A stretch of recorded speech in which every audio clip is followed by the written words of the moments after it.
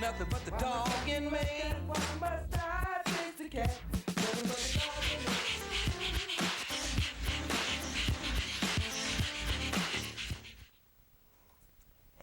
Good evening and welcome to Pound Posse Presents. Oh, you know, there's always that last minute something over here in the peanut gallery, as always. It's all good though. Tonight, my guest, after a fashion, is Flat Polly. And I am going to tell you Flat Polly's story. She's not just a flat dog. She's a real dog. A while back I bought into the whole flat teddy. I guess I missed the flat Harley, which was a bummer. But there's usually a good reason behind doing the whole flat thing. And Polly is no exception. I'm going to sit her right back here. She's going to keep me company, and I'm going to try hard not to knock her over because I'm a klutz and, you know, things happen. Anyway, Polly. Let's get the first picture up, Zach, of Polly. Polly, I believe was back in October, was left on a park bench in California. A blind dog, sickly, recently had puppies, just abandoned, left there. She was absolutely terrified. You can see it in this picture. The animal control officer that was called took her to the Santa Maria Animal Shelter. Of course, she was never claimed. You know, the shelter reached out for a rescue to take her, and bless their hearts, Forever Home Pet Rescue in Los Angeles stepped up to give Polly the best life she can have. Now, Polly, I'll take the camera back for a second, Zach. Polly's got issues. Yep, she's blind. She had some skin issues when they picked her up. You know, they did some examination on her. They suspected that she might have cancer. Fortunately, that did not pan out, so she does not have cancer. The rescue was told that Polly has a grade 4 out of 6 possible heart murmur. And heart murmurs are a serious thing. The higher the number, the more serious the condition is. So she's pretty severe. And that alone, you know, blind and with a heart problem, you got to wonder, why is someone making her have puppies? Because people are awful. You know, why would you do that? Why would not only would you do that to that poor dog, but do you think her puppies are going to be healthy? But of course, backyard breeders and scummy people don't care about stuff like that. They're in it for the quick buck. They don't care about the mother dog. They just, you know, they want their product. And that's probably exactly the environment that this poor dog came from. But anyway, I digress. Forever Home was able to get Polly an extensive exam by a cardiologist, and her poor little heart is a mess. She has congenital defects. Her heart is enlarged. She has aortic and mitral valve dysplasia, and it's very, very severe. There's no telling how long this poor dog can actually survive. It could be days, it could be weeks, it could be months, it could be years. But she's basically, you know, a hospice case is what they called her, rather than, you know, a dog that they could give much more than that. With the condition of her heart, it basically ruled out any potential if she could have had her eyes operated on. That went right out the window. Any surgery with a heart condition is very dangerous. The anesthesia is not a good thing for a weakened heart. So, you know, she's in a very precarious position. You know, they put her on medication, and, you know, if if it would to be that her heart improved any, maybe they could do like, the little balloon thing to help her valves. The recheck has shown that there has been improvement on her medication. So they would like to try to do the surgery for her heart. Unfortunately, they did have her evaluated. Maybe it's a fortunate thing. They did have her eyes evaluated, and they cannot be fixed. The examination says that she never had sight, and her eyes aren't bothering her. So I guess that's a good thing. While the hopes to fix her eyes are dashed by her heart problem alone, the fact that she never had sight and probably would not be able to have it, it all plays out into some sort of a divine plan, I guess. It's not something for them to feel bad that they can't do for her. It can't be done. But I still can't get over the fact that you would A, dump a dog like that, B, breed a dog like that. It's mind-boggling the way people just don't think of animals as the living, feeling, loving creatures that they are. And, Polly has her own Facebook page. It's evident that the rescue people adore her. They want to give her all that she deserves, all that they feel like she's missed out on, in her short life. They think she's only about 3. So you got to figure for 3 years, she was probably just a money-making puppy factory for somebody, until maybe her condition got a little worse and she became an inconvenience. It's really sad. But again, Forever Home Pet Rescue, God bless them for stepping up for her. They really do want to give her the most that they can. And, if you read their posts on their page on Facebook, they give, the human accounts. But on Polly's page, Polly runs her diary. And it's very, it's from her point of view.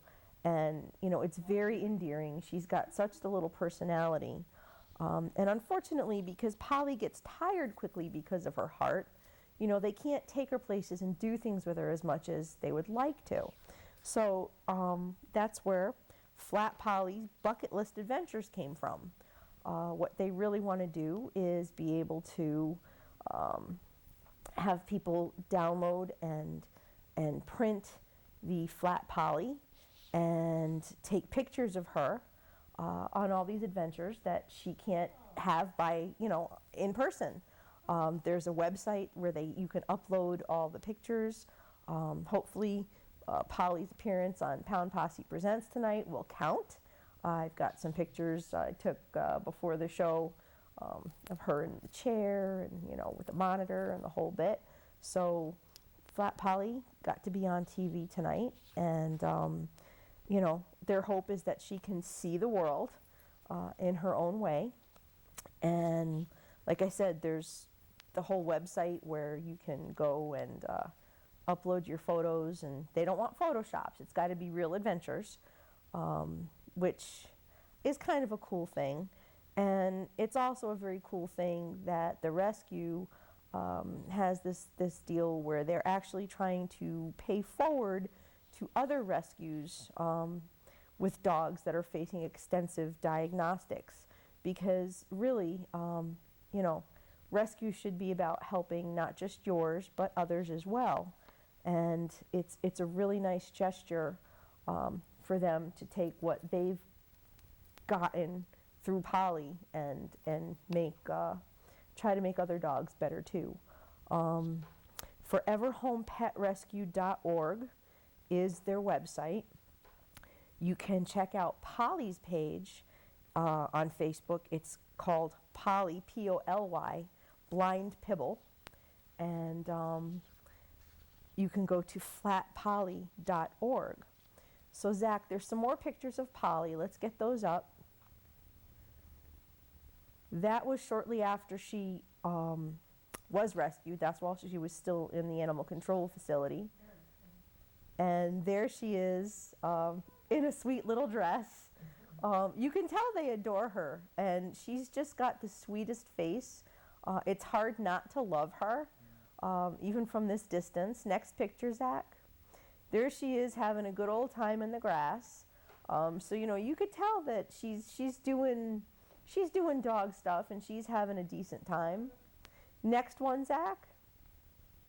There she is, and actually that's the picture that they did the flat poly from, in her little outfit, and she's just got the sweetest face. I can't even stand it.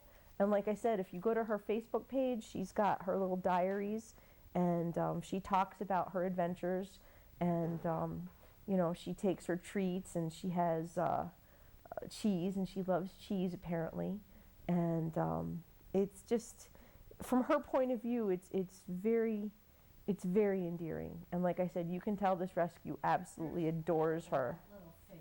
There is. Nancy's saying there's hope in that face. She's doing well. They're taking such good care of her. They pay such close attention to all the little cues. You can tell. You can, if you read the stuff on her page, you can tell they're just so tuned into her, and they're doing everything they can. Do we have any more pictures, or is that it, Zach? Okay. There's the flatpoly.org, and that's when they were talking about her bucket list. So there she is with her bucket, which is adorable. And what else do we have there? There she is. That's actually her cover photo on Facebook. Somebody sent her some toys and a blanket. And she just looks so cute and so sweet and so comfortable and so cared for.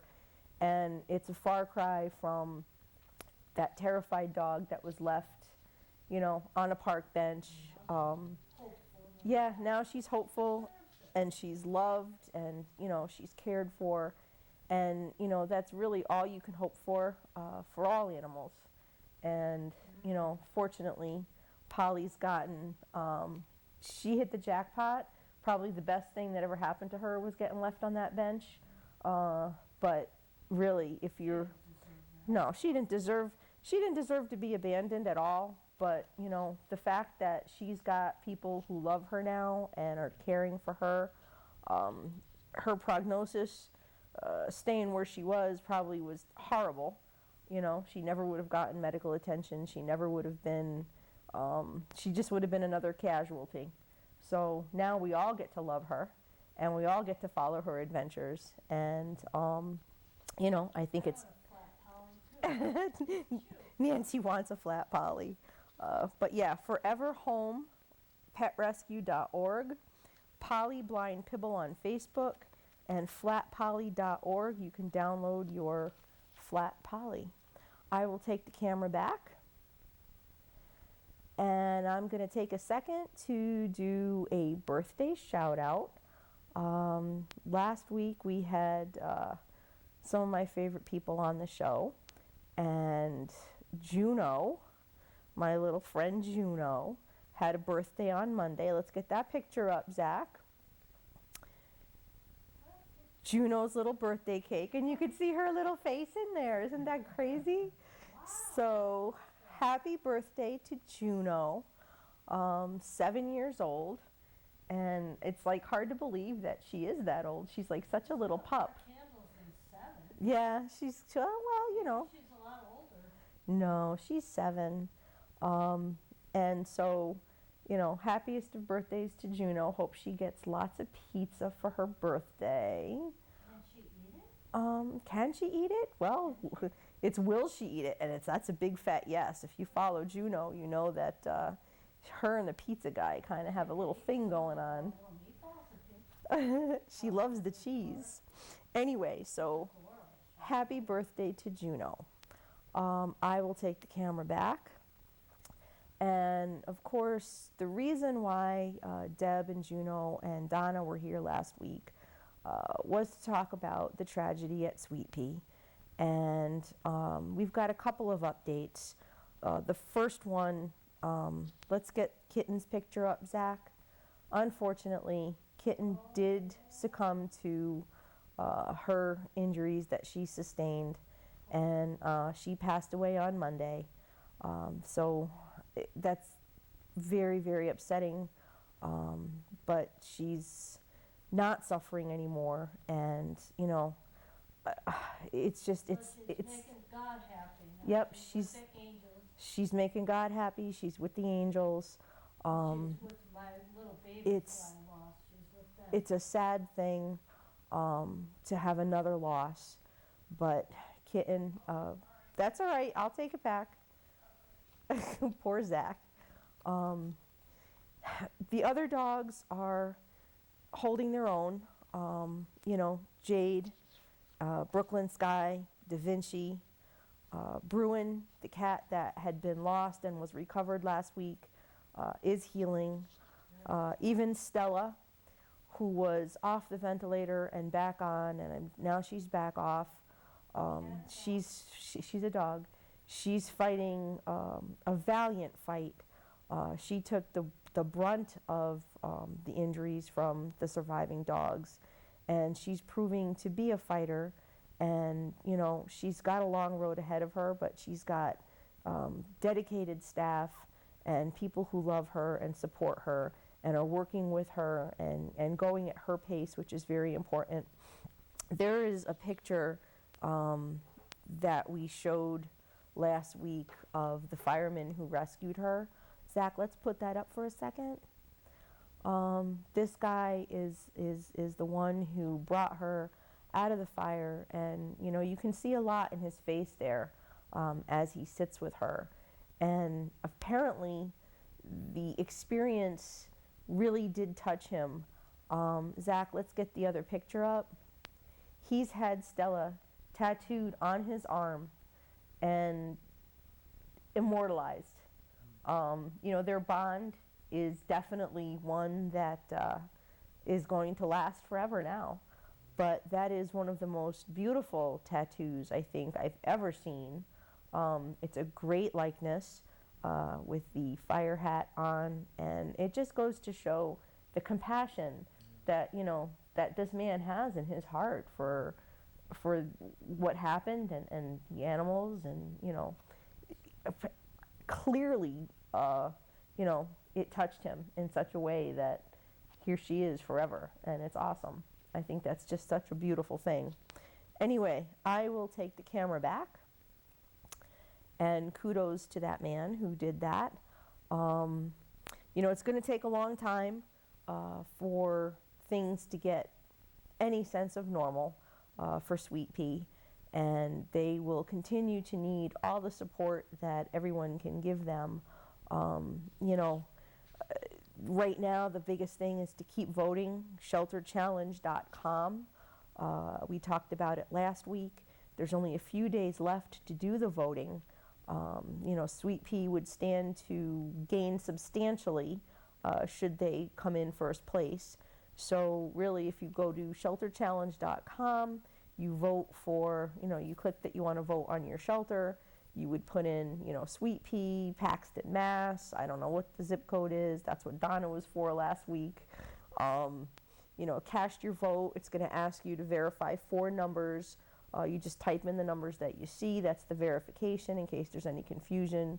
And just cast your vote every day. And again, I think like we said last week, you know, you can vote from your phone, you can vote from your computer, you can vote from multiple devices. So, you know, if you have different browsers, do what you can. Don't do anything you don't feel is right. But, you know, again, Sweetpea could use winning this contest, and, you know, it would be a great shot in the arm, so to speak, for morale and their rebuilding efforts. So thoughts and prayers, as always, out to my friends up in Massachusetts who are connected with Sweetpea. You know, Bert's Brigade, Hannah's Home, Juno's Place, to Melanie, who was kind enough to come down here with one of my birthday dogs. We talked about it last week. For anyone who didn't see the show and isn't familiar, when I had my birthday dogs, there were 4 of them, Bailey and Kitty, who were adopted, and Brooklyn and Sydney, who unfortunately did not survive the fire. So it brings it home and makes it personal in that case. But anyway, again, much love to Sweetpea and much support. We have a cat that is looking for a home. And if we can have Jack's picture up, Zach. Look at that handsome face. He is an older boy. He's neutered. He is up to date on his vaccinations. He is feline leukemia negative. He is dewormed. He's a very friendly sweetie, and he would make someone very, very happy. My friend Jamie Masler from Foster and Forever Pet Rescue shared him with me, and usually, you know, people just want me to share, but sometimes I just go that extra mile and bring them on the show with me one way or another. And so there is Jack. If anybody wants to find out more or is interested in filling out an application, you can go to fosterandforever.org, all one word, foster, the word and, forever.org. And that leads me to, and I will take the camera back. God, I love his face. You know, it's coming up on that holiday season, and I just want to put out my my soapbox reminder that pets really shouldn't be presents. You should never decide that, you know, a pet is something like a pair of socks or a t-shirt, you know, or an Xbox or whatever you're buying your kids for Christmas. Pets are not presents. They're not toys. They're living beings. They require care. They require attention. They require cleaning. You know, it's not appropriate to just spring a pet into a situation. If you're going to bring a pet home, into your home for the holiday, it needs to be a decision that everybody's on board with. You know, if you're trying to teach your child how to take care of a pet, you know, just throwing it in the situation, throwing it in the mix is not the right way to do it. And expecting a child to just jump into it, it usually backfires. You know, even down to hamsters and gerbils and all fish, whatever you can think of that, you know, you think your kid's going to take care of, you're going to end up taking care of it, or the poor little thing is just going to be neglected until it dies, and that's not fair. You know, people like to, you know, do the whole puppy thing for Christmas. That's such a huge thing. I mean, a puppy is going to last a good 15 years. You have to count on 15 years. There's training, there's housebreaking, you know, there's so much involved when you bring home a puppy. If you're going to get an older animal, you know, again, that's where I'm going to say, don't shop, adopt, but it's still going to be a huge commitment that not every family is ready for. The commitment part of it, you know, I mean, that initial excitement of, woohoo, we got a puppy, or woohoo, we got a dog, we got a cat, we got this, we got that. That's all great in the beginning, but then reality sets in, and it's cleaning up the messes, and it's having to take care of it, and it's having to feed it, and it's having to walk it. If you're not committed, and it's not really what you wanted to do, it's going to get old quickly, and who's going to suffer? That animal when it ends up in the shelter. You know, how many times have I said it? How many times have I read it? How many times have I heard it? You know, the dog or the pet that you take home in a snap decision is going to be the pet that I rescue tomorrow. You know, that's pretty much the way that works. It's just, please think it through and don't do anything that you're not going to be able to live with for the long term. You know, and again, if you're going to take an animal home, why not adopt one? There are so many animals in the shelters that, you know, aren't going to have a Christmas, aren't going to have a home for the holiday. And it's a sad thing, you know, for someone who, for those of us who have the compassion for these animals, to think of them in shelters without homes any time of year is bad enough. But, you know, for the holidays, I don't know, I think it pulls on the heartstrings just a little bit more. So, you know, if you can bring an animal into your home, by all means, if you're going to make the commitment, do it. But, you know, if you can't, then don't do it. And perhaps you can best serve the purpose by volunteering your time, by walking the animals, by spending time with them. You know, there are shelters that need people to clean the cat cages and give them some love. There are shelters who look for dog walkers. There are shelters who welcome the volunteers. So maybe that's something you can better spend your time doing than to take an animal in that you can't commit to. But anyway, that's pretty much my rant. And, you know, we've been fortunate with the weather because it's been nicer out.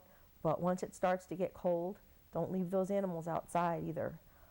That's a big no-no. But yeah, I'm ranting and raving now. Let's get the pictures back up of Polly because I love her. She has gone from a scared, lost dog to being a princess in her own right. And it's just been so nice to see on her page the transition that she's made. You know, she does have a long road ahead of her.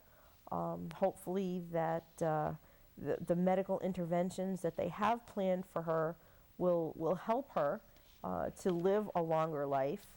Again, her eyes can't be fixed. They're going to do a thing or two to try to help with her heart and give her a better quality of life. The flat Polly, her bucket list, she wants to go and see the world. And, you know, you can do that by downloading your flat Polly as well. And you can go to foreverhomepetrescue.org. You can visit Polly Blind Pibble on Facebook.